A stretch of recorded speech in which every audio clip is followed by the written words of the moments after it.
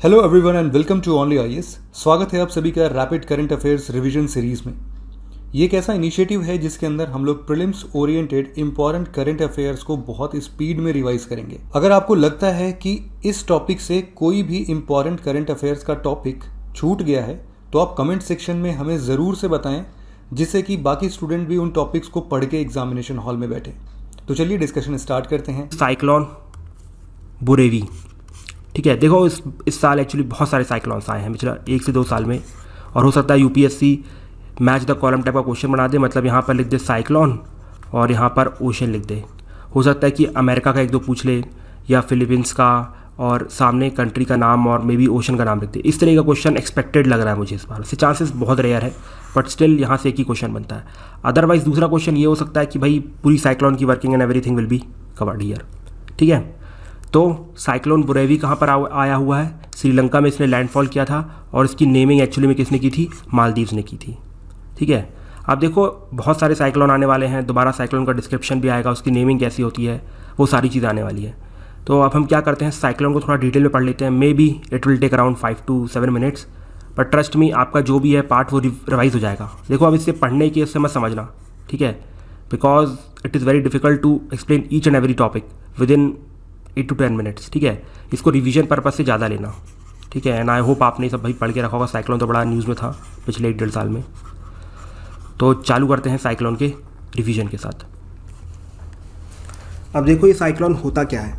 देखो साइक्लोन एक तरीके का लो प्रेशर सिस्टम होता है, ठीक है, जो कि आपको ट्रॉपिकल वाटर्स में देखने को मिलेगा, यूजुअली लेट समर के दौरान, मे बी अगस्त। फिर समझने की कोशिश करो।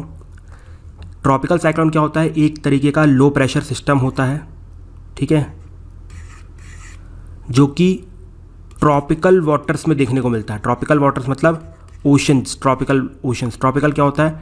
23.5 से 23, ठीक है। इस रीजन में आपको ट्रॉपिकल साइक्लोन देखने को मिलेंगे, ठीक है। मे बी कहाँ पर? ओशंस पे, बिकॉज वहाँ पर मॉइस्चर अवेलेबल रहता है, ठीक है। और सबसे ज़्यादा कब देखने को मिलते हैं? ये देखने को मिलते हैं लेट समर्स में। अभी सब रीज़न समझ में आएंगे कि लेट समर में क्यों देखने को मिलते हैं, ट्रॉपिकल ओशन में ही क्यों देखने को मिलते हैं, लैंड में क्यों देखने को नहीं मिलते, सारे रीज़न समझ में आएंगे। बट पहले ये समझो कि ये ट्रॉपिकल साइक्लोन होता क्या है। ट्रॉपिकल साइक्लोन कुछ नहीं भाई, एक लो प्रेशर सिस्टम होता है। लो प्रेशर सिस्टम कहाँ पर? ट्रॉपिकल वाटर्स में, मतलब ओशंस में। और तीसरी इंपॉर्टेंट बात, ये लेट समर में डेवलप होता है यूजुअली, मैंने बोला, ठीक है।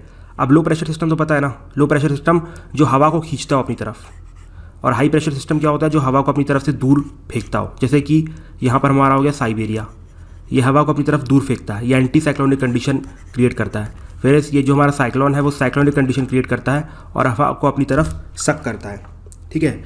अब याद रखिएगा कोई भी साइक्लोन रहता है ना, उसमें सबसे पहली बात तो उसकी एक आई होती है। आई एक काम रीजन होता है, ठीक है। जैसे कि अगर आप देखेंगे इस तरह का कुछ साइक्लोन बन के तैयार होता है, ठीक है। अब ये बीच का रीजन है, इसको आई बोलते हैं। यहाँ पर बिल्कुल भी मूवमेंट नहीं होती है, बड़ी काम एयर रहती है, कुछ भी मूवमेंट नहीं होती है। लेकिन यहीं जो ये वॉल्स होती है ना, ये वाली वॉल्स जिसको मैं मार्क कर रहा हूँ, ये मतलब यहाँ पर बहुत ही स्ट्रांग विंड देखने को मिलती है, और सबसे ज़्यादा बारिश इसी रीजन में होती है। जैसे जैसे आप दूर जाएंगे वैसे बारिश भी खत्म हो जाएगी, और धीरे धीरे जो हमारी स्पीड है, मतलब जो जिस तरह से मतलब चीज़ों को इम्पैक्ट हो रहा था स्पीड का, वो भी कम होता जाएगा। सबसे ज़्यादा ये वाला रीजन वॉलेंट होता है, ये वाला रीजन, और सबसे काम रीजन होता है आई का रीजन, ठीक है। तो समझ में आया ना। चलो अब बताओ कि क्या किस कंडीशंस पे हमारा साइक्लोन फॉर्म होता है। देखो सबसे पहली और इम्पॉर्टेंट कंडीशन होती है मिनिमम 27 डिग्री का टेम्परेचर चाहिए, ठीक है। और जिस लेयर पे बन रहा है ना, वो अप्रॉक्सीमेटली 60 to 70 मीटर की थिक होनी चाहिए। आप दोनों रीजन को समझने की कोशिश करना। देखो इसे वार्म टेम्परेचर क्यों चाहिए? मैंने क्या बताया कि ये होता है लो प्रेशर जोन, और मैंने क्या बताया, लो प्रेशर जोन चीज़ों को सक करता है। तो मतलब इसको चीज़ें, मतलब जो मॉइस्चर सक करना है, ठीक है। तो अल्टीमेटली जब चीज़ें गर्म होंगी तभी तो सक की जाएंगी ना। तो जब ये पूरा टेम्परेचर 27 डिग्री सेल्सियस होता है, उस टाइम पे हमारा ये जो साइक्लोन है वो धीरे धीरे बनना चालू होता है, ठीक है। अगर 27 डिग्री से कम होगा तो चीज़ों को सक करना बहुत मुश्किल होगा। अब दूसरी इंपॉर्टेंट चीज़ मैंने ये बोला कि अप्रॉक्सीमेटली जो लेयर होती है, जिस लेयर पे ये हमारा बन रहा है साइक्लोन, वह अप्रॉक्सीमेटली 60 to 70 मीटर की थिक होनी चाहिए। पता है क्यों? देखो अगर मान लो इसकी थिकनेस कम होगी तो नीचे से हो सकता है कि ठंडा पानी, आप भी जानते हो ओशन के नीचे ठंडा पानी होता है कि ओशन से जो ठंडा पानी एकदम से ऊपर आ जाए और जो ऊपर वर्किंग चल रही थी पूरी तरह से डिस्ट्रॉय हो जाएगी। मैंने बोला because minimum 27 degree Celsius temperature हमें मेंटेन करना है, अगर नहीं होगा तो बहुत बड़ी प्रॉब्लम हो जाएगी। ठीक है, ये पूरा जो साइक्लोन है वो डिस्ट्रॉय हो जाएगा। तो पहली कंडीशन याद रखना 27 डिग्री सेल्सियस का टेम्परेचर हो गया। दूसरी इंपॉर्टेंट चीज़ 60 to 70 मीटर की ये जो लेयर होती है थिक होनी चाहिए, अदरवाइज ये जो चिल्ड वाटर है नीचे का वो ऊपर आ जाएगा। ठीक है, अब यही एक रीज़न है कि आपको जो बे ऑफ बंगाल होता है वहाँ पर सबसे ज़्यादा क्या देखने को मिलते हैं, वेरी गुड, वहाँ पर आपको सबसे ज़्यादा साइक्लोन देखने को मिलते हैं, बिकॉज यहाँ पर वो दोनों कंडीशन मेट होती है। सबसे पहली बात तो बे ऑफ बंगाल में आपको वार्म करंट देखने को मिलता है, तो टेम्परेचर तो भाई 27 डिग्री सेल्सियस बहुत आराम से पहुँच जाता है। दूसरी इंपॉर्टेंट चीज़, वहाँ पर फ्रेश वाटर का इन्फ्लक्स बहुत ज़्यादा होता है, जिसकी वजह से 60 से 70 मीटर की जो ऊपर की जो गर्म लेयर है वो बनना कोई बड़ी बात नहीं होती है। वेयर एस अगर आप अरेबियन सी की बात करें तो वहाँ पर तो दो बड़ी प्रॉब्लम है। सबसे बड़ी प्रॉब्लम तो ये है कि भाई सबसे पहली इंपॉर्टेंट चीज़ कि वहाँ पर वाटर का इन्फ्लो कम होता है रिवर्स की तरफ से, बिकॉज कम रिवर्स वहाँ गिरती है। दूसरी इंपॉर्टेंट चीज़, वहाँ पर कोल्ड करंट रहता है, इसलिए आप देखेंगे अरेबियन सी में दो, आई एम नॉट टेलिंग कि वहाँ पर वो साइक्लोन्स नहीं बनते हैं, लाइक निसार्ग बना था कुछ टाइम पहले जो मुंबई और गुजरात के आसपास आया था, बट बहुत ही कम बनते हैं। ठीक है, समझ में आया ना, चलो वेल एंड गुड। दूसरी इंपॉर्टेंट कंडीशन आती है कि भाई यहाँ पर कोरियोलिस चाहिए रहता है। ठीक है, ये जो हमारा साइक्लोन है गोल गोल घूमता है ना, ये कोरियोलिस की वजह से घूमता है, ये सबसे बड़ा रीज़न है इसके गोल गोल घूमने का। ठीक है, जैसे ही मतलब ये जब गर्म हवाएं उठना चालू होती हैं तो कोरियोलिस यहाँ पर आके एक्ट करता है, उनको गोल गोल घुमाना चालू कर देता है, तो कोरियोलिस की वजह से ये लोग गोल गोल घूमते हैं। अब यहाँ पर एक क्वेश्चन आना चाहिए आपके दिमाग में कि भाई सबसे ज़्यादा जो गर्म पानी होता है वो तो इक्वेटोरियल रीजन में होता है, लेकिन वहाँ पर साइक्लोन क्यों नहीं बनते हैं? अब देखो इसका रीज़न हमारा ये कोरियोलिस फोर्स है। पता है कैसे? क्योंकि कोरियोलिस फोर्स आप सभी जानते हैं कि इक्वेटोरियल रीजन में जीरो होता है। अब आप ये सोचो, भले वहाँ पर पानी गर्म हो गया, हवा में उड़ भी गया, लेकिन जब कोरियोलिस से गोल गोल घुमाएगा नहीं तो साइक्लोन बनेगा कैसे? इसलिए वहाँ पर साइक्लोन नहीं बनता है। ठीक है, और अगर आप देखें ट्रॉपिकल रीजन में, मतलब हमारे 23.5 में, वहाँ पर कोरियोलिस पर्याप्त काम होता है, आराम से चीज़ों गोल गोल घुमा रहता है वो, और ऊपर से पानी भी गर्म होता है। तो ये रीज़न है इक्वेटोरियल रीजन में, दैट मीन्स वॉल्केनो उधर नॉट वाले चीज सुनामी ना बनने का। ठीक है, उसके बाद अगली इंपॉर्टेंट कंडीशन आती है कि अप्रॉक्सीमेटली एक pre existing weak low pressure system should be present. ठीक है, क्या रहता है कि ये जो हमारा साउथ चाइना सी, यहाँ पर ये रीजन देख रहा हो ना, ये मैप में देख रहा होगा, यहाँ से एक लो प्रेशर सिस्टम हमेशा वेस्ट की तरफ ट्रैवल करता है, तो यहाँ इंडिया में भी आके थोड़ा टाइम के लिए स्टक हो जाता है। जब तक ये वीक लो प्रेशर सिस्टम नहीं रहेगा, देखो एक वीक लो प्रेशर सिस्टम मतलब एक आधा अधूरा लो प्रेशर जोन। ठीक है, कहीं से भी समझ लो ईस्टर्न साइड से आ रहा है और यूजुअली देखा जाता है रेगुलर आता है और यहाँ पर आके फंस जाता है। यही लो प्रेशर सिस्टम एक तरीके का इम्पीटस का काम करता है, मतलब थोड़ा सा पुश आउट करता है हमारे साइक्लोन्स को। अगर ये लो प्रेशर सिस्टम ना हो तो मतलब मुश्किल होता है साइक्लोन का क्रिएट होना। तो कुछ लो प्रेशर सिस्टम ईस्ट से वेस्ट की तरफ ट्रैवल करते हैं, उसी के ऊपर अब हम थोड़ा सा इम्प्रोवाइज़ करके अपना ओरिजिनल साइक्लोन बना देते हैं, मतलब जो भी हमारा ओशन का सिस्टम है। ठीक है, अब एक और क्वेश्चन आता है कि भाई अगर आप देखो जो गर्म पानी रहता है वो तो 23.5 के ऊपर अप्रॉक्सीमेटली 40 डिग्री सेल्सियस पे भी देखने को मिल जाता है, मतलब 40 डिग्री लैटीट्यूड पे भी देखने को मिल जाता है, जहाँ पर आपको देखने को मिलेगा हमारा मेडिटेरियन सी और ये सब रीजन। ठीक है, वहाँ पर भी पानी बड़ा गर्म रहता है। दूसरी चीज़ अगर देखो, वहाँ पर कोरियोलिस भी बहुत अच्छी काम करती है ना, तो फिर वहाँ पर साइक्लोन्स क्यों नहीं बनते हैं? देखो वहाँ पर साइक्लोन ना बनने का रीज़न ये है कि वहाँ पर बहुत ही स्ट्रॉन्ग विंड्स होती हैं, वेस्टर्लीज होती हैं। ठीक है, और वेस्टर्लीज होने की वजह से ये साइक्लोन को बनने ही नहीं देती हैं। जैसे ही वो बनने की कोशिश करते हैं ना तो वेस्टर्लीज से आके डिस्ट्रॉय कर देती है। अब सेम रीज़न है कि जब हमारे यहाँ पर साउथ वेस्ट मानसून चालू होता है उस टाइम पे हमारे यहाँ पर साइक्लोन नहीं बनता है। जब साउथ वेस्ट मानसून नीचे जाने लगता है, जब ख़त्म होने लगता है, बिल्कुल हमारे इंडियन सब कॉन्टिनेंट से नीचे चला जाता है, उस टाइम पे हमारे यहाँ पर ये ट्रॉपिकल साइक्लोन बनना चालू होते हैं। उसका रीज़न भी सेम है। पता है क्या रीज़न है? बिकॉज साउथ वेस्ट मानसून की बहुत ही स्ट्रॉन्ग विंड्स होती है और जैसे ही बनने की कोशिश करते हैं ना तो डिस्ट्रॉय हो जाता है। तो आई थिंक आपको कंडीशन क्लियर हो गई है and what is tropical cyclone ये भी क्लियर हो गया है ना। चलो वेल एंड गुड। अब देखते हैं इसकी प्रोसेस को कि ये बनता कैसे है, मतलब जिसे हम कहते हैं साइक्लोजेनेसिस। ठीक है, अब समझने की कोशिश करना। अब सबसे इंपॉर्टेंट चीज़ आने वाली है, सबसे ज़्यादा इंपॉर्टेंट कंडीशंस थी। कंडीशन तो आई थिंक आपको क्लियर हो गई ना अच्छे से। हाँ चलो वेल एंड गुड। अब आते हैं साइक्लोजेनेसिस पे कि ये पूरा जो हमारा साइक्लोन है वो बनता कैसे है। अब देखो होता क्या है कि जैसे मान लो कि सारी कंडीशंस मैट हो गई, जो कंडीशंस मैंने बोली वो हमारे इंडियन सब कॉन्टिनेंट के पास मैट हो गई, कि यहाँ पर अप्रॉक्सीमेटली ये 60 से 70 सेंटीमीटर का क्या है, मीटर्स का एक थिक लेयर है, 27 डिग्री सेल्सियस टेम्परेचर, और जो भी कंडीशन सब मैट हो गई।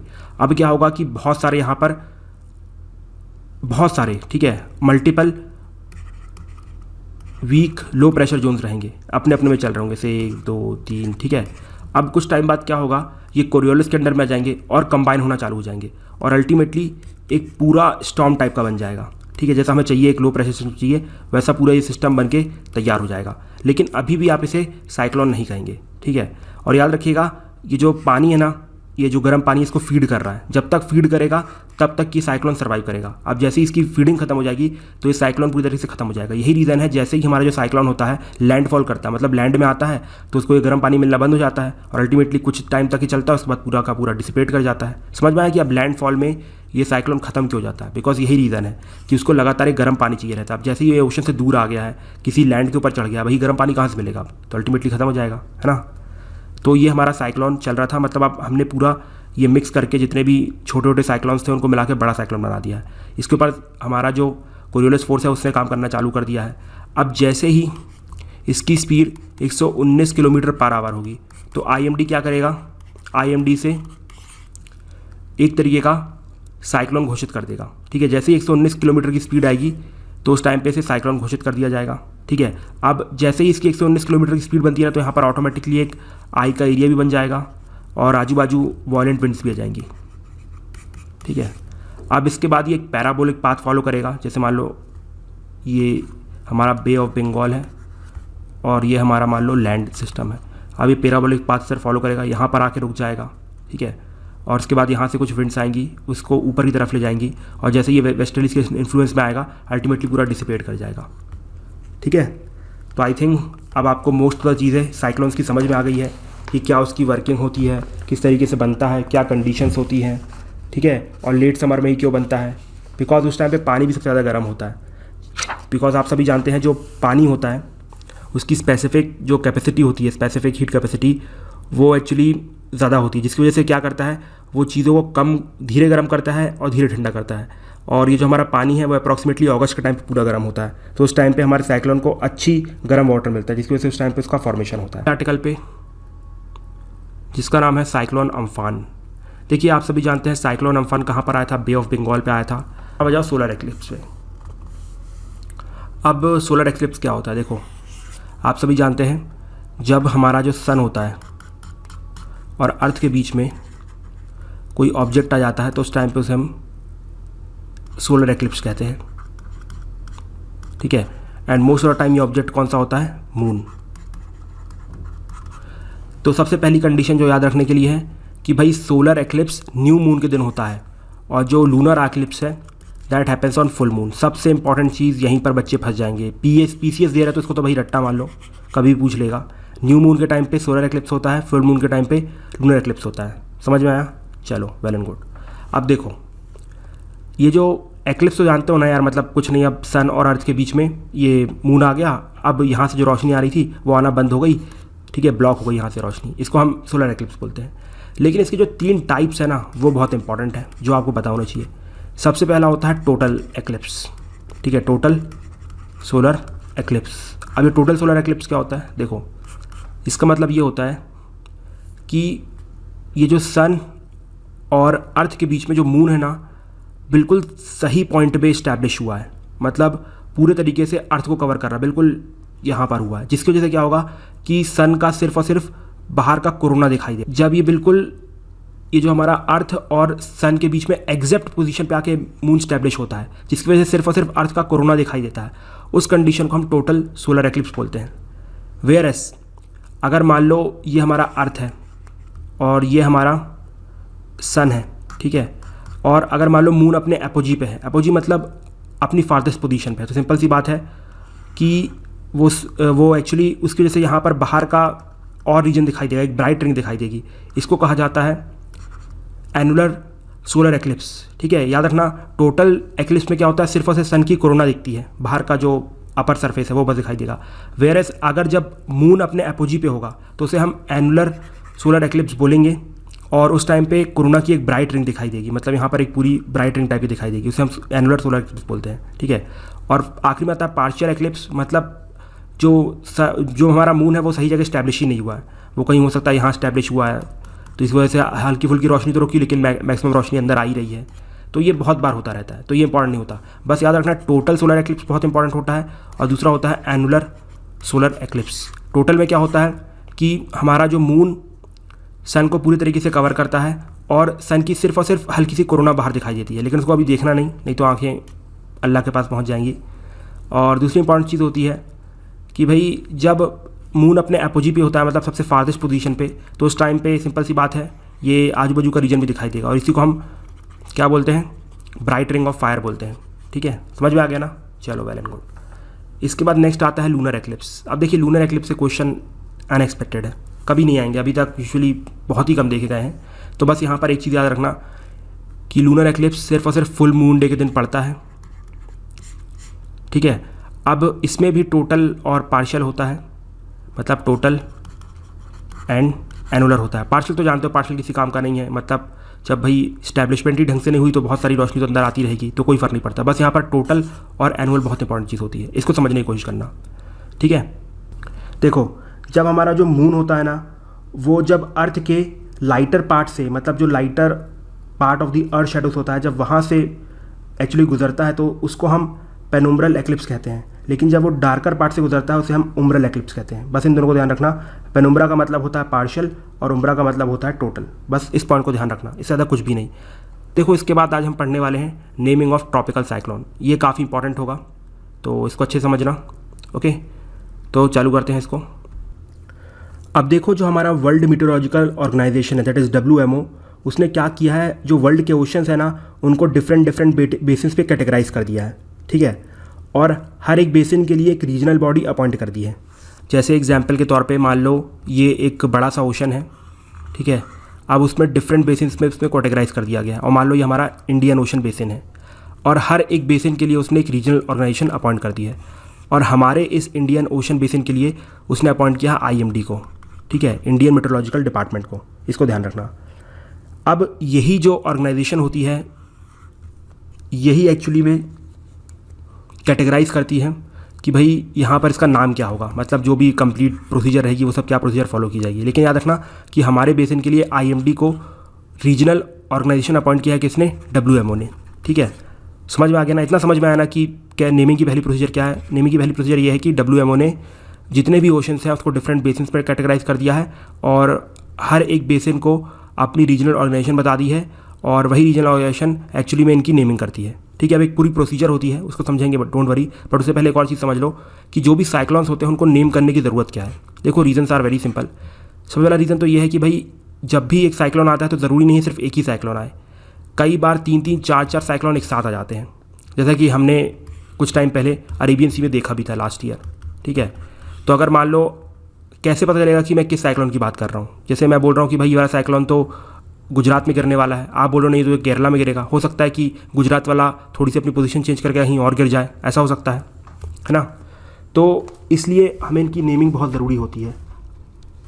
अगर आप नेम कर दोगे तो समझ में जाएगा कौन सा गुजरात की तरफ जा रहा है और कौन सा साइक्लोन जा रहा है केरला की तरफ या तमिलनाडु की तरफ, ठीक है। तो सबसे पहली चीज़ होती है पहचानने में आसानी होती है, बिकॉज मल्टीपल साइक्लोन एक साथ आ जाते हैं, तो पहचानने में आसानी होती है कि मान लो गुजरात वाले को हमने A नाम दे दिया, फिर केरला वाले को B दे दिया, तो समझ में आएगा, ठीक है। और एक चीज़ आप नोटिस करिएगा, जो भी नाम दिया जाता है ना वो उस रीजन के मतलब काफ़ी पेट नेम होते हैं, ठीक है। एग्जाम्पल के तौर पे आप देखो किस टाइप के हम नाम देते हैं, फल्गी, और उसके बाद क्या क्या नाम दिया जाता है यार, नीलोफर, वायु, सागर, मेघ, मतलब एक तरीके से जो वर्ड्स हैं उस रीजन में कॉमनली यूज़ किए जाते हैं। इसी प्रकार से जो US है अपने यहाँ पर नाम अलग रखता है जो वहाँ के लोगों को समझ में आते हैं। अब वो लोग वहाँ पर वायु रख देंगे, उनको तो वायु का मतलब भी समझ में नहीं आएगा ना, बिकॉज वायु का मतलब तो हम जानते हैं, ठीक है। तो पहली चीज़ तो ये रहती है नेमिंग ऑफ साइक्लोन में कि रखना इसलिए ज़रूरी है बिकॉज मल्टीपल साइक्लोन से मर्ज हो जाते हैं, और दूसरी इंपॉर्टेंट चीज़ ये है कि भाई जो भी वहाँ का कॉमन नेम है उसके हिसाब से रखना चाहिए, अदरवाइज़ लोगों को समझ में नहीं आएगा। अब देखो यूजुअली अगर आप पूरे वर्ल्ड में देखोगे किस तरीके से साइक्लोन की नेमिंग की जाती है, यूजुअली वहाँ पर वो लोग अल्फ़ाबेट को फॉलो करते हैं। जैसे कि इस बार जो साइक्लोन आया उसका नाम ए से था, तो अगली बार जो साइक्लोन आएगा उसका नाम बी से होगा, फिर अगली बार सी, फिर डी, या फिर ई, या फिर एफ, इस तरीके से। या फिर दूसरा जो मेथड प्रेवलेंट है पूरे वर्ल्ड में वो है मेल फीमेल का, कि इस बार मान लो फीमेल के नाम से साइक्लोन का नाम रखा गया, अगली बार मेल के उससे रखा जाएगा, फिर फीमेल फिर मेल। ठीक है, ये दो फंडे होते हैं। लेकिन हमारे इंडियन ओशन में बिल्कुल डिफरेंट है, हम बिल्कुल अलग फंडा यूज़ करते हैं।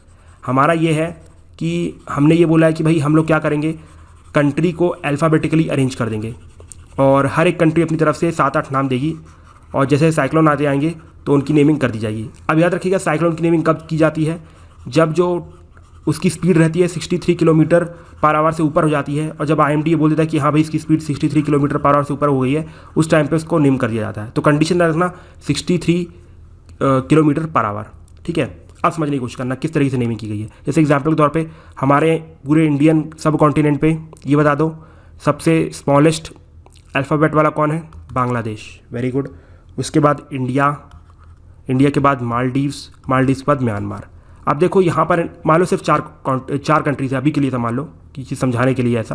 देखो अब यहाँ पर लोगों ने नाम दिया होगा ABCDEFGH। देखो ये मान लो ये बांग्लादेश ने A और E नाम दिया है, इंडिया ने B और F नाम दिया है, और मालदीव्स ने C और H नाम दिया है, और म्यांमार ने D और अच्छा ये G था तो ये H नाम दिया है। ठीक है, तो अब देखो कैसे नेमिंग की जाएगी।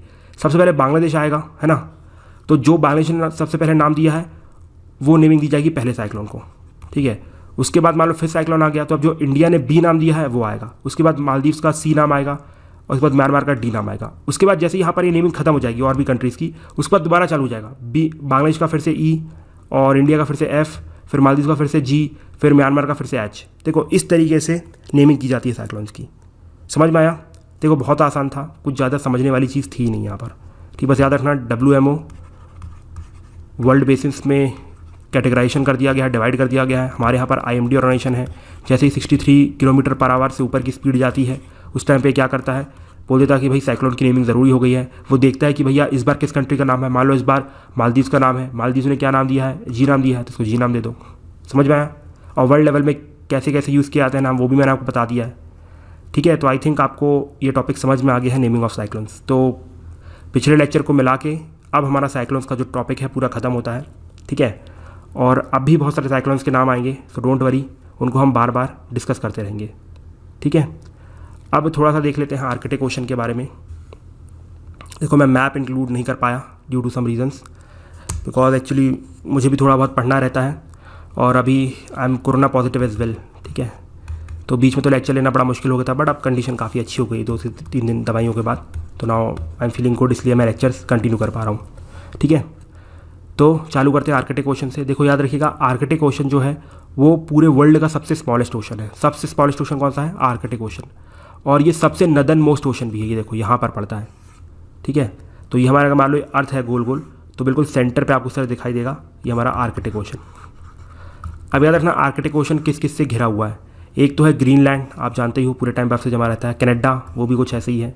नॉर्वे है यहाँ पर, फिर अलास्का है, रशिया है, और सबसे इम्पॉर्टेंट चीज़ ये मोस्ट ऑफ द टाइम पूरे साल भर बर्फ़ से जमा रहता है। मोस्ट ऑफ द टाइम, ठीक है, जब थोड़ी गर्मी आएंगी तब तो पिघलेगा ही नहीं, लेकिन मोस्ट ऑफ द टाइम ये बर्फ़ से जमा रहता है, इसको ध्यान रखना।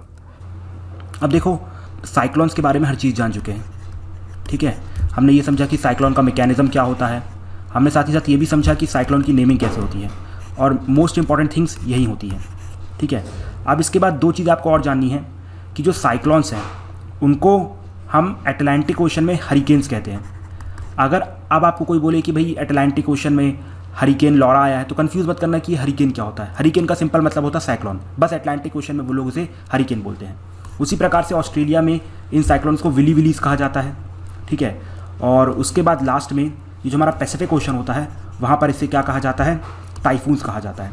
ठीक है, अब मैं जितनी बार भी कहूँगा कि भाई यहाँ पर ये वाला टाइफून आया, यहाँ पर ये वाला हरिकेन आया, यहाँ पर ये वाला विली विलीज आया, कंफ्यूज मत करना, मैं ट्रॉपिकल साइक्लोन ही बोल रहा हूँ। ठीक है, तो उसका मैकेनिज्म लगभग सेम होगा कि भाई सबसे पहले गर्म पानी होगा, फिर जितने भी सेल्स हैं एक साथ जुड़ जाएंगे, और फिर उसके बाद एक बड़ा सेल बन जाएगा, आई बन जाएगी, यहाँ पर वॉल्स बन के तैयार हो जाएंगी। हर चीज़ सेम रहने वाली है। ठीक है, बस इन लोगों ने अपने अपने हिसाब से नेमिंग करके रखी है और कुछ भी डिफरेंट नहीं है। ठीक है, अब आपको क्या याद रखना ये समझ लो, सबसे पहली बात तो आपको साइक्लोन की मैकेनिज्म पूरा समझ में आ गया है और पूरी नेमिंग समझ में आ गई है, ठीक है। तो बस आपको एक चीज़ याद रखनी है कि जितने भी साइक्लोन्स आए हैं आपको उन सब का नाम कलेक्ट करना है, जो कि ऑलरेडी हमारी मैगजीन में कर दिया गया है, और ये याद रखना है कि वो किस ओशन में आए हैं। जैसे एग्जाम्पल के तौर पे अभी जो हमारा हरिकेन लॉरा आया है, ठीक है, वो यूएस के साउथ वेस्टर्न लॉजिनिया एरिया में आया है, ठीक है। तो ये बस आपको याद रखना है, ज़्यादा कुछ भी नहीं। उसी प्रकार से अगर आप आगे देखेंगे तो हरिकेन लोटा आया है। हरिकेन लोटा कहाँ पर आया है? हरिकेन लोटा है सेंट्रल अमेरिकाज के निकारागुआ में। सिंपल सी बात है भाई, इतना याद रख लो काफ़ी है। इसके बाद टाइफून गुनी आया है। टाइफून कहाँ आता है? वेरी गुड, मैंने बताया था ना कहाँ पर। Yes, it comes in Pacific. तो ये कहाँ पर आया है? ये फिलीपींस में आया है, ठीक है, मतलब पैसिफिक के अंदर फिलीपीन है ना, तो वहाँ पर आया हमारा टाइफून गोनी। और टाइफून गोनी को याद रखा, टाइफून रॉली भी कहा गया। आप समझ में आए कितना आसान है इन टाइफून को, हरिकेन्स को और विलीविलीज को पढ़ना। बस एक बार आप साइक्लोन समझ लो कैसे फॉर्म होता है, उसकी नेमिंग समझ लो क्या होती है इंडिया में, और बाकी बस पूरी दुनिया में ये देखते रहो कहाँ कहाँ पर कौन सा हरिकेन, कौन सा टाइफून, कौन सा साइक्लोन आ रहा है, उसका नाम याद रखो, कंट्री याद रखो और ओशन याद रखो, बस इससे ज़्यादा कुछ भी नहीं। हम मेडिकेन्स पे कि मेडिकेन्स क्या होते हैं। देखिए, मेडिकेन्स एक तरीके के ट्रॉपिकल साइक्लोन्स ही होते हैं, लेकिन ये कहाँ पर आते हैं? ये आते हैं हमारे मेडिटेरियन सी पे। लेकिन ये साइक्लोन से ना हमारे जो नॉर्मल साइक्लोन्स होते हैं, टाइफून्स बोलो, हरिकेन बोलो, विली बोलो, साइक्लोन्स बोलो, इससे हमारे जो मेडिकेन्स हैं ना थोड़ा बहुत डिफर करते हैं। क्या डिफर करते हैं? देखो, मैंने क्या बताया, ऐसे tropical cyclones, tropical like cyclones, not tropical cyclone, tropical like cyclones, ठीक है, मतलब एक तरीके का लो प्रेशर सिस्टम आप कह सकते हो, क्योंकि ट्रॉपिकल साइक्लोन क्या है? एक तरीके का लो प्रेशर सिस्टम है ना, तो आप कह सकते हो मेडिटेरियन सी में जितने भी लो प्रेशर सिस्टम आते हैं उनको हम मेडिकेन्स कहते हैं। इतना समझ लो बस, ठीक है। मेडिटेरियन सी में आने वाले लो प्रेशर सिस्टम जो कि एक तरीके के साइक्लोन्स ही होते हैं, उनको हम मेडिकेन्स कहते हैं। लेकिन ये डिफर करते हैं हमारे साइक्लोन से। कैसे? बिकॉज मेडिटेरियन सी का जो रीजन है ना, उसके आजू बाजू काफ़ी गर्मी रहती है, ड्राइनेस रहती है, ठीक है, पहली चीज़।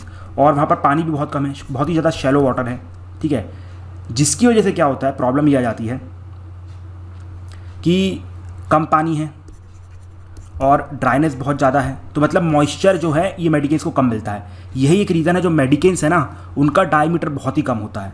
और वेयर जो ट्रॉपिकल साइक्लोन्स होते हैं वो ओशंस में बनते हैं, पानी की कोई कमी रहती नहीं है, और बहुत ही गर्म पानी में बनते हैं, तो बहुत ही बड़े बनते हैं। तो डिफरेंस क्या है मेडिकेन्स और साइक्लोन्स में, कि मेडिकेन्स को कम पानी की वजह से और जो प्रॉपर क्लाइमेट होना चाहिए वो नहीं मिलता है, जिसकी वजह से ये बहुत ही छोटे बनते हैं और बहुत ही जल्दी ख़त्म हो जाते हैं। और मेनली ये ज़्यादा क्या करते हैं कि आप कह सकते हैं बारिश कर देते हैं और हल्की फुल्की टोरेंशियल विंड्स हो जाती हैं। लेकिन हमारे ट्रॉपिकल साइक्लोन जितने मजबूत नहीं होते हैं। और एक और रीज़न है कि ये कमज़ोर बनते हैं, and that reason is very simple, कि भाई ये विंटर के टाइम पे बनते हैं। सबसे बड़ा इंपॉर्टेंट पॉइंट मैंने आपको एक डिफरेंस बताया कि ये कमज़ोर होते हैं as compare to tropical cyclone. दूसरी चीज़, दे आर वेरी वीक, ठीक है, वेरी वेरी वीक। क्यों वीक होते हैं भैया? इसलिए वीक होते हैं बिकॉज ये विंटर में बनते हैं, पानी कम रहता है और प्रॉपर क्लाइमेट कंडीशन जो रिक्वायर्ड रहती है ट्रॉपिकल साइक्लोन को वो नहीं मिल पाती है, ठीक है। मेडिटेरियन सी में आने वाले लो प्रेशर सिस्टम को हम मेडिकेन्स कहते हैं, बस इतना ध्यान रखना है आपको। अभी याद रखिए रिसेंट में क्या हुआ था, एक मेडिकेन है जिसका नाम है लानोस, उसने अभी भी लैंडफॉल कहाँ किया था? कोस्ट ऑफ ग्रीस में। बस इतना याद रखना, जिससे बहुत ज़्यादा हैवी रेनफॉल हुई, फ्लडिंग हुई एंड ब्ला ब्ला ब्ला, दुनिया भर की चीज़ें, नॉट मोर देन दैट। तो मेडिकेन समझ में आ गया, डिफरेंस समझ में आ गया। पावरफुल कौन होते हैं? Tropical cyclones. रीजन मैंने बता दिया है, I am not going to repeat it again, okay. चलो, well and good. Now let us move to the next article, that is the Fujiwara effect. अब देखो फुजीवारा इफेक्ट क्या होता है। जब दो ट्रॉपिकल साइक्लोन एक दूसरे के आजू बाजू से गुजरते हैं, मतलब कुछ डिस्टेंस से, तो उस टाइम पे these cyclone can experience Fujiwhara effect. Figure देखो, ये देखो, ये रहा आपका एक साइक्लोन और ये रहा दूसरा साइक्लोन। ये देखो बिल्कुल पास पास से गुजर रहे हैं, और जब एकदम से पास पास से गुजरते हैं ना, तो यहाँ पर एक फुजीवारा इफेक्ट देखने को मिल सकता है। अभी क्या होता है फुजीवारा इफेक्ट में वो सब बताऊंगा, डोंट वरी। बस ये याद रखिएगा, जब दो साइक्लोन एक दूसरे के आसपास से गुजरते हैं तो उस टाइम पे they can experience Fujiwhara effect. तो अगर यूपीएससी में क्वेश्चन आ जाता है Fujiwhara term is related to which of the following phenomena, आपको ये देगा एक्लिप्स हो गया या फिर एल नीनो हो गया, लानीना हो गया और साइक्लोन हो गया, तो साइक्लोन टिक कर देना, आंसर मिल जाएगा, ठीक है। अब देखो अभी हुआ क्या है, ये फुजीवारा इफेक्ट देखने को कहाँ मिल रहा है? ये देखने को मिल रहा है वेस्टर्न अटलांटिक ओशन में, ठीक है। वेस्टर्न अटलांटिक ओशन में दो साइक्लोन्स हैं, दो ट्रॉपिकल साइक्लोन्स, मतलब इनको क्या कहेंगे हम? हरिकेन्स। वेरी गुड, ठीक है। दो हरिकेन्स हैं, कौन कौन से? मार्को एंड लॉरा, ठीक है। मार्को एंड लॉरा बहुत ही पास से गुजर रहे हैं, तो ऐसा कहा जा रहा है कि they can experience a Fujiwhara effect. अब याद रखिएगा, फुजीवारा इफेक्ट 1921 में डिस्कवर किया गया था, आप कह सकते हैं डिस्क्राइब किया गया था एक जापानीज मीट्रोलॉजिस्ट के द्वारा, जिनका नाम था साकुही फुजीवारा, ठीक है, अब देखते हैं फुजीवारा में होता क्या है। देखिए, जब दो साइक्लोन्स एक दूसरे के बिल्कुल पास पास से गुजर सकते हैं तो तीन चीज़ें हो सकती हैं। सबसे पहली बात तो ये कि अगर मान लो एक साइक्लोन वीक है और दूसरा साइक्लोन स्ट्रांग है, तो ये वीक वाला साइक्लोन है ना, ये स्ट्रांग वाले साइक्लोन के आजू बाजू चक्कर मारेगा और अल्टीमेटली इसमें जाके कोलैप्स हो जाएगा। तो पहली चीज़ ये हो सकती है, ठीक है, ये वाला पॉइंट है, रीड करना हो तो रीड कर लेना, बाकी आई होप आपको समझ में आ गया है। अब देखो दूसरा क्या हो सकता है। दूसरा ये हो सकता है कि अगर मान लो दोनों के दोनों साइक्लोन्स लगभग सेम साइज़ के हैं, सेम स्ट्रांगनेस है, बिल्कुल समझ लो अंडरटेकर एंड जॉन सीना है, तो बस ये हो सकता है कि दोनों एक कॉमन पॉइंट पे आ सकते हैं, ठीक है, मतलब दोनों साथ साथ चलेंगे, कॉमन पॉइंट पे साथ साथ चलेंगे, ठीक है। और यह तीसरी कंडीशन ये हो सकती है कि अगर मान लो कि यही सेम साइज़ के हैं, सेम पॉइंट है, तो दे कैन मर्ज ऑल्सो, मतलब अभी तो यहाँ पर ये अलग अलग थे, अलग अलग दिखाई देगा, लेकिन अब यहाँ पर ये मर्ज हो जाएंगे, तो आप सोचो कितने पावरफुल हो जाएंगे। तो ये तीन कंडीशन आपको देखने को मिल सकती है फुजीवारा इफेक्ट में तीनों से। तो देखिए, एल नीनो को समझने से पहले, ला नीना को समझने से पहले आपको समझना पड़ेगा एक टॉपिक जिसका नाम है वॉकर सेल। अब देखो वॉकर सेल क्या होता है। देखो ये है हमारा, फिगर देखना हो तो यहाँ साइड में दिख लेना, because I prefer this handmade method. तो ये हमारा ऑस्ट्रेलिया हो गया, ठीक है, और ये हो गया हमारा South America, specially this Peru coast, ठीक है। पेरू कोस्ट बहुत इंपॉर्टेंट है, याद रखना, पेरू कोस्ट और दूसरा ऑस्ट्रेलिया, ठीक है, ये दोनों चीज़ बहुत इंपॉर्टेंट है, इनको ध्यान रखना। अब देखो, अब देखिए, आप सभी जानते हैं कि जो ऑस्ट्रेलिया है, ईस्टर्न पार्ट पे एक करंट फ्लो करता है जिसका नाम है ईस्ट ऑस्ट्रेलियन करंट, और पेरू में एक करंट फ्लो करता है जिसका नाम है पेरुवन करंट, और इसी पेरुवन करंट को हम बोल्ड करंट कहते हैं।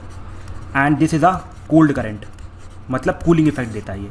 Where is East Australian current is a warm current which gives a warming effect, ठीक है, समझ में आ गया ना इतना। चलो ठीक है, अब इसको थोड़ा सा एक बार और इरेज करता हूँ। एक चीज़ तो आपको समझ में आ गई कि ईस्ट ऑस्ट्रेलियन साइड गर्मी रहती है और पेरू के साइड थोड़ी ठंडी रहती है, बिकॉज पेरू की साइड कोल्ड करंट है, ठीक है, इतना समझ में आ गया ना। हाँ, अब देखो यहाँ से कंसेप्ट चालू होगा हमारा।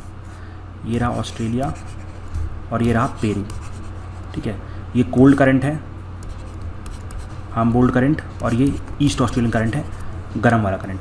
तो जहाँ पर गर्मी होती है आप सभी जानते हैं वहाँ पर क्या बनता है, लो प्रेशर सिस्टम। क्या बनता है, लो प्रेशर सिस्टम। फिर जहाँ पर ठंडी होती है वहाँ पर क्या बनता है, हाई प्रेशर सिस्टम, ठीक है।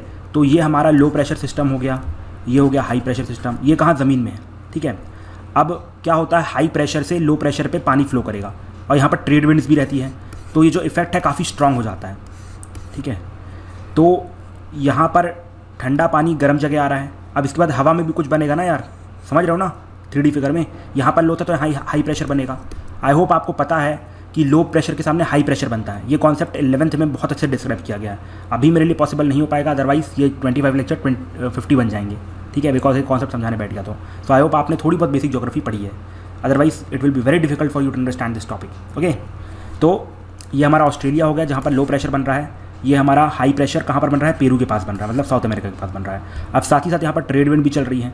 तो अगर ओरिजिनली आप देखो, यहाँ से हाई प्रेशर से लो प्रेशर पे वाटर तो फ्लो कर रहा था, लेकिन ट्रेड विंड से और ज़्यादा फ्लो करने लगा, बहुत तेज़ी से फ्लो करने लगा, ठीक है।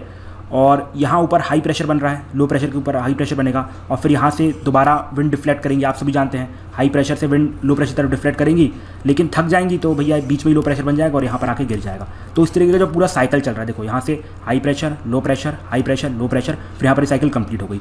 इस कंप्लीट साइकिल को हम वॉकर साइकिल कहते हैं, और ये कहाँ पर चलती है, ऑस्ट्रेलिया के बीच में और पेरू के बीच में, ठीक है।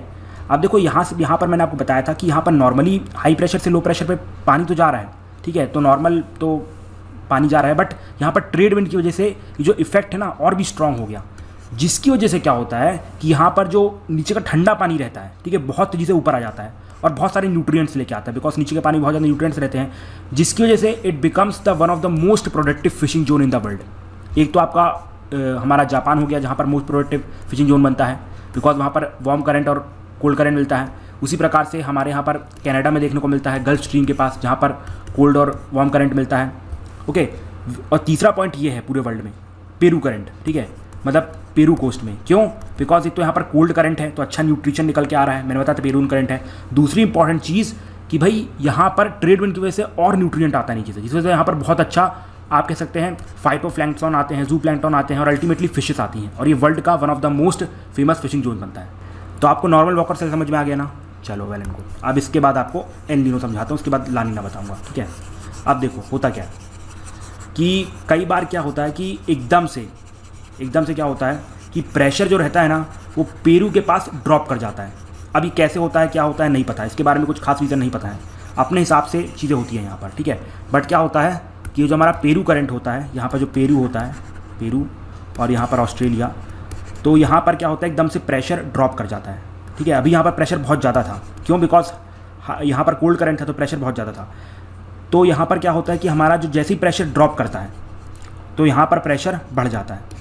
तो अल्टीमेटली देखो सिचुएशन जो रिवर्स कर गई, मतलब पहले यहाँ से यहाँ पानी जा रहा था, क्यों, बिकॉज यहाँ पर हाई प्रेशर था और यहाँ पर लो प्रेशर था। लेकिन अब बिल्कुल उल्टा हो जाएगा, अब यहाँ पर हाई प्रेशर बन जाता है और यहाँ पर लो प्रेशर बन जाता है, और इसी रिवर्सल को हम एल नीनो कहते हैं, ठीक है। मतलब रिवर्सल ऑफ वॉकर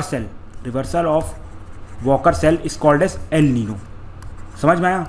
मतलब ऑस्ट्रेलिया में हाई प्रेशर स्टैब्लिश हो जाता है और हमारे पेरू वाले रीजन में लो प्रेशर सिस्टम स्टैब्लिश हो जाता है। अब जिसका इम्पैक्ट क्या पड़ेगा, ये देखो इम्पैक्ट आप यहाँ पर देखो, ये ऑस्ट्रेलिया है, ये पेरू है। अभी तक यहाँ से पानी जा रहा था, ठीक है, बिकॉज ट्रेड विंड स्ट्रॉन्ग थी। अब ट्रेड विंड्स वीक हो जाएंगी बिकॉज यहाँ पर प्रेशर सिस्टम चेंज हो गया, तो ये पूरा सिस्टम खत्म हो जाएगा और पानी यहाँ से यहाँ फ्लो करना चालू कर देगा। और यहाँ पर पहले ठंडा पानी रहता था, न्यूट्रिएंट रिच वाटर रहता था, अब यहाँ पर गर्म पानी आ जाएगा। तो अल्टीमेटली मछलियाँ यहाँ से दूर जाना चालू कर देंगी, बिकॉज गर्म पानी में ऑलरेडी ऑक्सीजन भी कम होता है, न्यूट्रिएंट्स भी कम होते हैं, तो यहाँ पर पूरी फिशिंग ठप हो जाती है जैसे ही एल नीनो बनता है। वेरेस यहाँ पर अच्छा ठंडा पानी आ जाता है, लेकिन ये कुछ खास ऑस्ट्रेलिया के काम नहीं आता, बिकॉज ऑस्ट्रेलिया में यहाँ पर पानी की बहुत ज़रूरत रहती है, यहाँ पर कोई सूखा पड़ जाता है। और जब इंडिया में एल नीनो पड़ता है ना, मतलब जब यहाँ पर एल नीनो पड़ता है तो इंडिया में भी सूखा पड़ता है। ये हुआ था 2003 और 4 के आसपास, जो ड्रॉट्स आए थे, उसका रीज़न था एल नीनो। मतलब 1997 के पास, 98 के पास जो भी आया था, एल नीनो आया था, जिस वजह से यहाँ पर सूखा पड़ा था। तो क्या इम्पैक्ट होता है एल नीनो का? सबसे तो एल नीनो होता क्या है? एल नीनो मतलब रिवर्सल ऑफ वॉकर सेल, ठीक है। रिवर्सल ऑफ वॉकर सेल मतलब ये होता है कि ट्रेड विंड्स खत्म हो जाती हैं और काउंटर इक्वेटोरियल करंट से पानी यहाँ पर इकट्ठा होना चालू हो जाता है। मतलब यहाँ पर बन जाता है लो प्रेशर सिस्टम पेरू में, और यहाँ पर बन जाता है high pressure system. El Nino का इंडिया के ऊपर नेगेटिव इंपैक्ट पड़ता है। अब एक और टर्म आती है जिसको हम कहते हैं ला नीना, ठीक है। अब ला नीना समझो क्या होता है। देखो ला नीना का मतलब सिंपल सा है, intensification of Walker cell. Intensification of Walker cell मतलब वॉकर सेल और स्ट्रांग हो गया। मतलब जो नॉर्मल सेल थे ना कि हमारे पेरू पे ठंडा पानी था और ऑस्ट्रेलिया पे गर्म पानी था, वो और बिल्कुल पेरू में और ठंडा हो गया और ऑस्ट्रेलिया में और गर्म हो गया, बिल्कुल एक्सट्रीम गर्म हो गया ऑस्ट्रेलिया में और बिल्कुल एक्सट्रीम ठंडा हो गया पेरू में। तो आप कह सकते हैं बहुत ही तेज़ी से अब पानी कहाँ से कहाँ फ्लो करेगा, ये पेरू और ये ऑस्ट्रेलिया यहाँ से यहाँ फ्लो करेगा। तो अल्टीमेटली इसका फ़ायदा सबको होता है। पेरू को होता है बिकॉज पेरू में और अच्छी फिशिंग जोन बनेगी, बिकॉज और न्यूट्रिएंट आएगा। ऑस्ट्रेलिया में अच्छी हैवी बारिश होती है, हमारे इंडिया में भयंकर बारिश होती है। तो ला नीना में याद रखना, इंडिया को बड़ा फ़ायदा होता है, बहुत भर भर के बारिश होती है। और इस बार ऐसा बताया गया इस साल एल नीनो बना है और ये 10 साल के बाद बनने जा रहा है, ठीक है। 10 साल नॉट डेज, 10 साल मतलब 10 ईयर्स के बाद, एक डिकेड के बाद बनने जा रहा है। तो इसलिए इस बार एल नीनो और ला नीना न्यूज़ में थे। उसके बाद next article comes about the Chillai Kalan. अब देखिए चिलाई कलान का होता है, आप में से काफ़ी लोग जानते होंगे, जो कश्मीर वैली में सबसे कोल्डेस्ट टाइम पड़ता है, मतलब जो कोल्डेस्ट विंटर पड़ते हैं 40 दिनों के, उनको हम चिलाई कलान बोलते हैं। तो क्या होता है चिलाई कलान? चिलाई कलान कश्मीर वैली में वो 40 दिन होते हैं जिस टाइम पे इंटेंस विंटर पड़ता है। और इंटेंस विंटर मतलब जो टेम्परेचर है सब जीरो पहुंच जाता है, जिसकी वजह से यहाँ पर काफ़ी ज़्यादा आप कह सकते हैं स्नोफॉल होती है, ठीक है। और दूसरी इंपॉर्टेंट चीज़ होती है कि यहाँ पर जो भी वाटर बॉडीज़ रहती हैं वो जम जाती हैं, ठीक है। जैसे एग्जाम्पल तो जो डाल लेक रहता है, आपने देखा होगा कई बार न्यूज़ में कि पूरी तरीके से जम गया है, आप वहाँ पर चल सकते हैं। लेकिन फिर भी गवर्नमेंट अपनी तरफ से भाई इशू कर देती नोटिस कि भाई ज़्यादा मत चलना, कहीं टूट के अब अंदर ना पहुँच जाओ। तो इस चीज़ का ध्यान रखना, ठीक है। अगर आप देखोगे यूजुअली December 21 के बाद चालू होता है। अगर आपको याद हो ध्यान से यहाँ पर, तो December 22 इज़ विंटर सॉल्स्टिस, ठीक है। तो आप देखो उसी के आसपास ये हमारा चिलाई कलान चालू होता है। तो चिलाई कलान अगर न्यूज़ में आएगा कि भैया Chillai Kalan is related to which of the following, so भाई 40 दिनों का ठंडा पीरियड होता है जम्मू एंड कश्मीर रीजन में, तो इसको ध्यान रखना। इसके बाद दो पीरियड्स और आते हैं, एक आता है चिलाई खुर्द और दूसरा आता है चिलाई बाचा। अब जो चिलाई खुर्द है वो 20 दिन का पीरियड होता है आफ्टर दिस चिलाई कलान, और चिलाई बाचा जो होता है that is followed by Chillai Khurd, it is also of 10 days period, ठीक है। वैसे चिलाई कलानी काफ़ी था, चिलाई खुर्द और चिलाई बाचा तो आप समझ सकते हो उससे रिलेटेड है, ठीक है। अब देखो last article I think yes it is किलाऊ volcano. अब देखो ये जो हमारा हवाई आइलैंड है ना, हवाई आइलैंड के साउथ ईस्टर्न पार्ट में एक बहुत ही इंपॉर्टेंट नेशनल पार्क लोकेटेड है जिसका नाम है हवाई वोल्केनो नेशनल पार्क। ये देखो यहाँ पर देखो, this is the south eastern part, Hawaii island का साउथ ईस्टर्न पार्ट है। और यहाँ पर लोकेटेड हमारा हवाई वॉल्केनो नेशनल पार्क। ठीक है, अब यहाँ पर एक माउंटेन लोकेटेड है जिसका नाम है माउंट किलाउ। ठीक है, इसको किलाउ भी कहा जाता है, और ये माउंट किलाउ एक्टिव वॉल्केनो है और अभी रिसेंट में ये इरप्ट हुआ था। लेकिन ये बेसाल्टिक है, मतलब सिंपल सा बेसाल्टिक मतलब आप समझते हो ना कि ये जो अगर मान लो रॉक्स हैं, माउंटेन्स हैं, यहाँ से बहुत ही ईजिली लावा बिल्कुल फ्लो करेगा धीरे धीरे धीरे। आप इसे बैठ कर आराम से देख भी सकते हैं, बहुत अच्छा लगता है। तो मैंने देखा नहीं है, just I have seen in videos, बहुत अच्छा लगता है देखने में। ठीक है, and let me tell you it is one of the most active volcano of the world. तो इसको ध्यान रखना, माउंट किलाउ कहाँ है? It is in Hawaii island, और कहाँ पर? हवाई वॉल्केनो नेशनल पार्क में। ठीक है, चलो अब एक और इम्पॉर्टेंट चीज़ आखिरी में देख लो, ये वाली, इंडिया में कौन कौन से वॉल्केनोज हैं। आपको एक ही चीज़ रखनी है, इंडिया में मात्र एक एक्टिव वॉल्केनो है अंडमान आइलैंड में, that is Barren island. UPSC इसके ऊपर क्वेश्चन पूछ चुका है तो नहीं पूछने वाला है। और बाकी अंडमान आइलैंड में और भी volcanoes like for example Narcondam. ठीक है, इससे रिलेटेड एक स्पीशीज़ भी आपने सुना होगा। इसके बाद बारातंग, डेकन ट्रैप्स, धिंदौर हिल्स और ढोसील। ओनली एक्टिव वॉल्केनो याद रखना, बैरन आइलैंड। ठीक है, so with this we conclude our today's lecture.